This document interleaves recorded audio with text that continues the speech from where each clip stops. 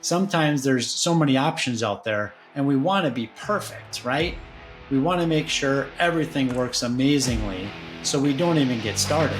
Welcome to the Freedom Point Real Estate Podcast, where we talk about creating more time freedom through passive real estate investing. Passive investing in real estate challenges conventional investment wisdom. We are passionate about learning and sharing resources with others who are ready to transform their investing mindset.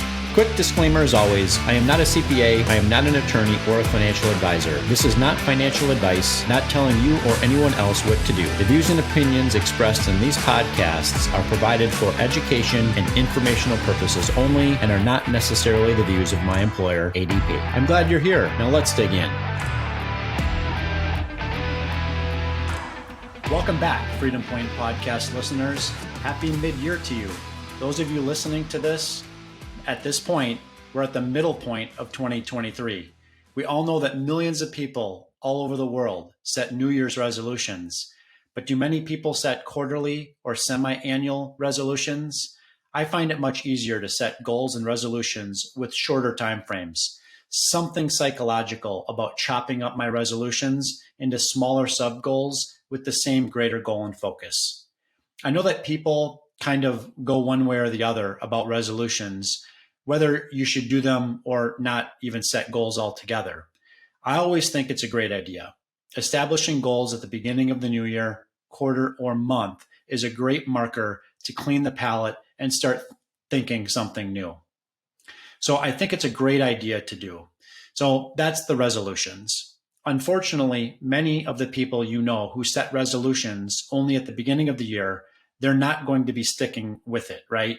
I'm not talking about people listening to this, right? You, but I'm sure that you've heard the statistics. Most Americans, most people out there, they've already thrown in the towel by February 1st and have already abandoned their goals altogether.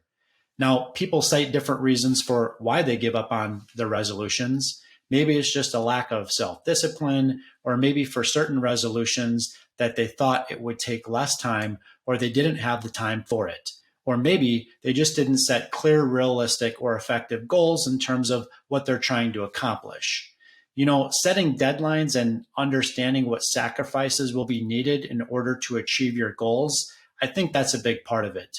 But another reason that I think is often overlooked, it's that one that I've personally experienced so many times, especially when setting more ambitious type goals, and it's that whole concept of paralysis by analysis, or analysis paralysis, however you want to say it.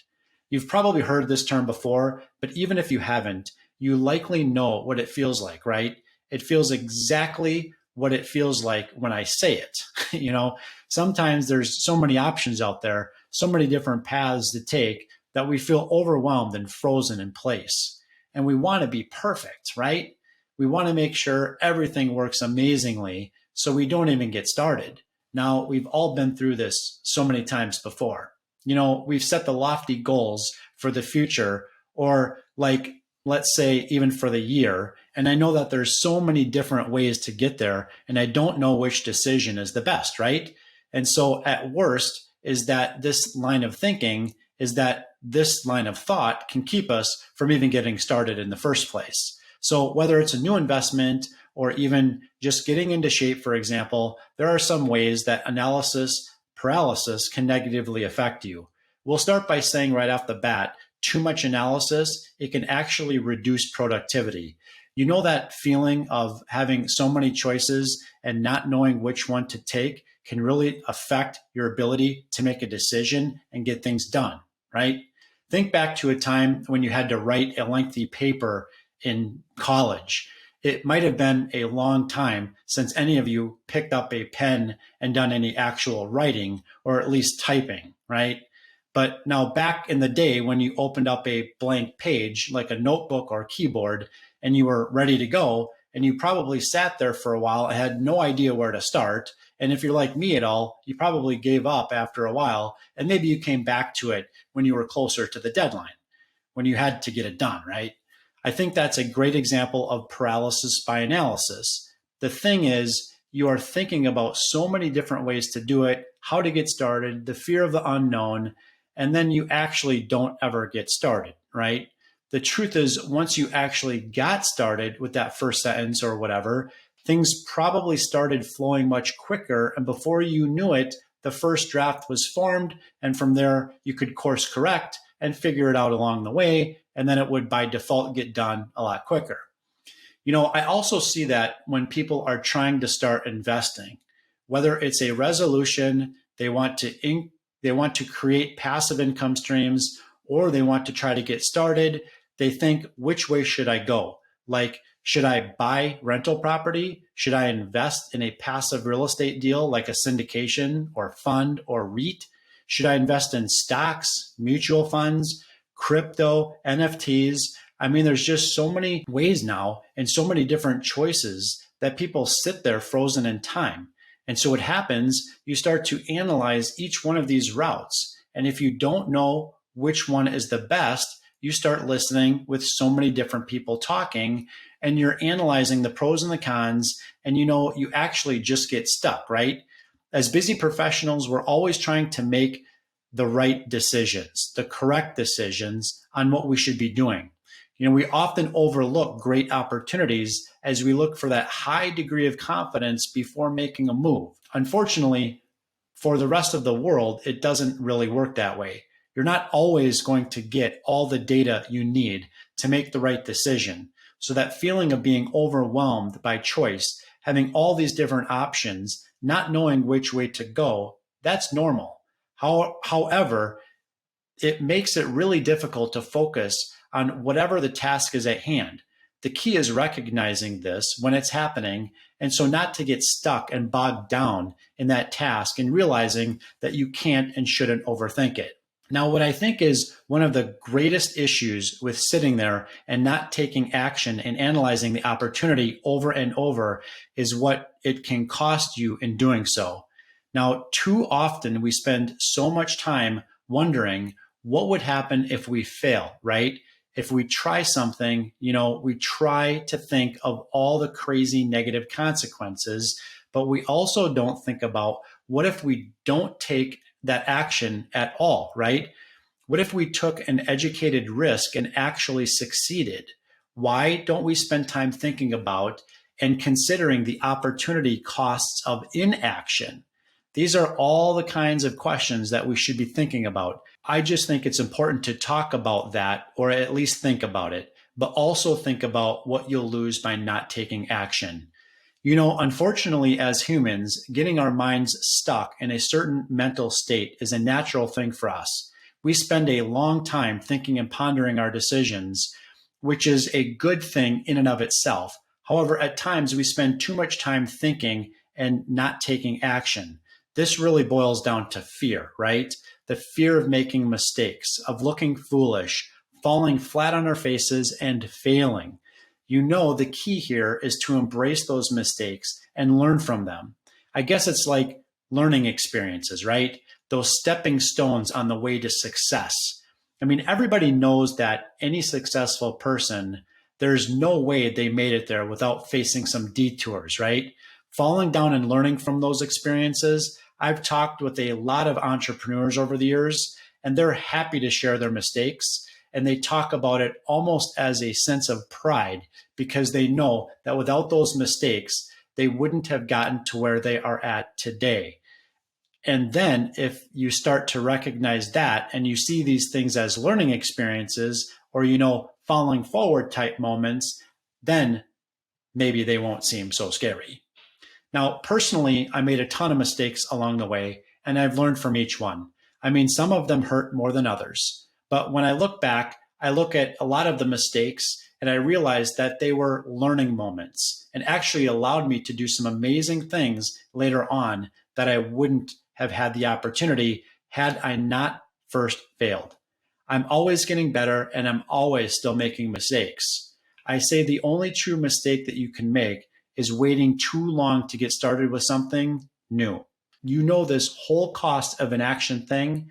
Just to give you another example of it, I know that many people sit there and they say, all right, well, if I try something new to create new income streams, or I try real estate investing in 5 years, well, I could lose some money. And they're so worried about that that they never take action on investing in one of the most risk-adjusted investment options that exist. And I tell them, where would you be in 5 years from now if you didn't take action today? And many of them will say, well, I'd probably be in a worse place. After all, as of the time of this podcast, many institutional investments are down and purchasing power is being gobbled up by the inflation monster. So if you don't take action and you just kind of stay the status quo, what are you going to do to prepare yourself over the next 5 or 10 years? Are you guaranteeing yourself a worse position by doing nothing? So that's kind of a part of the whole reasoning and thinking about opportunity cost, taking the cost of inaction into account, because it helps you frame how important it is to actually try to take steps and take risks and make things happen. So how can you avoid and process and actually achieve the goals you set for yourself? Well, the most important step actually is to set those goals in the first place. Now, we talked about it in a previous podcast, how to set these SMART goals that are specific, measurable, attainable, relevant, and what they call time bound. Your goals can also change over time based on circumstances, but it's good to have goals. But how can you measure them, right? How specific are your goals and how likely are you to actually achieve them? I could set a goal that I really want to lose 10 pounds by the end of the year and do so at the rate of a half a pound per week or something like that. And again, it's not all about losing weight and that sort of thing. It's about setting specific goals. Like when it comes to passive income, it might be something like, hey, I want to create $1,000 of passive income a month by 12 months from now. And then further spelling out how I'm going to achieve that specifically. It's taking basically a large, vague goal and then breaking it up into smaller, specific, actionable steps. And I think that's something that's needed to help us really achieve these goals and make sure we're stepping in the right direction. Not only will it help you stick to your main goal overall, but you can also have smaller sub goals to help keep you motivated in the short term. It allows you to knock these things down one by one to track your progress and make you feel like you're actually getting closer to where you want to be. Then, once you've done that, you've essentially created smaller, shorter checkpoints. At this point, there's really only one thing left to do. And I know it sounds so simple, but it's to just get started, right? I think the thing that helps us get started is to envision your ideal life, right? Set your ideal life. What would it look like to be there? How would it feel to get where you are not currently? And then just start working towards creating it, whatever that is, right? So besides the fear of failure, we need to make informed decisions. You don't want to take unnecessary risk, but you also don't want to get so caught up in analyzing everything that you fail to act. And I know we've done it times and times before. I've done it so many times myself. And so I just have to catch myself in that moment and say, let me just take a step or two in the right direction that I feel is necessary. I'm not going to accomplish everything tomorrow, but a step or two in the right direction will help me initially stress test that path. But even if you're not sure that that step is the right path to take and you're not 100% sure, trust me, you can course correct over time. It's like taking an airplane flight. If you actually look at the flight chart, it's never a straight line. It's actually kind of a jagged path that takes into account storms, turbulence, wind changes, and things like that. And even though you might click to the wide overview, at the end of it, it looks like you went in a straight line, but honestly, the plane was course correcting the entire time, right? So rest assured that as things change, we are resourceful people. We're going to learn information and we're going to adjust accordingly. And that's what we've done for everything in our lives. So as we move through the rest of the year, take that first step, whatever that is, make that informed investment, and of course, show up, talk to somebody who's done it before, find a mentor, ask questions, whatever it is. Consider starting before you feel ready, because once you start on the path, I promise you, you look back and say, hey, I hit my goal or at least made tremendous progress. You look back and be grateful that you took that step without having known all the information, the ins and the outs. You didn't wait. People don't love to live with regrets, but a lot of them honestly say, I wish I had started sooner. So hopefully that won't be you looking back.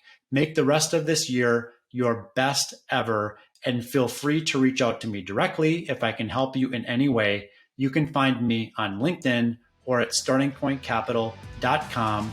I'm super grateful for you, and thank you for letting me be a part of your life. Thanks, everyone. Thank you for hanging out with us today and for listening to the Freedom Point podcast, powered by Starting Point Capital. This show is for entertainment purposes only. Nothing said on this show should be considered financial advice. Before making any financial decision, please consult with a professional. This show is copyrighted by the Freedom Point podcast. Written permissions must be granted before syndication or rebroadcasting. If you're interested in connecting, you can find contact information at startingpointcapital.com.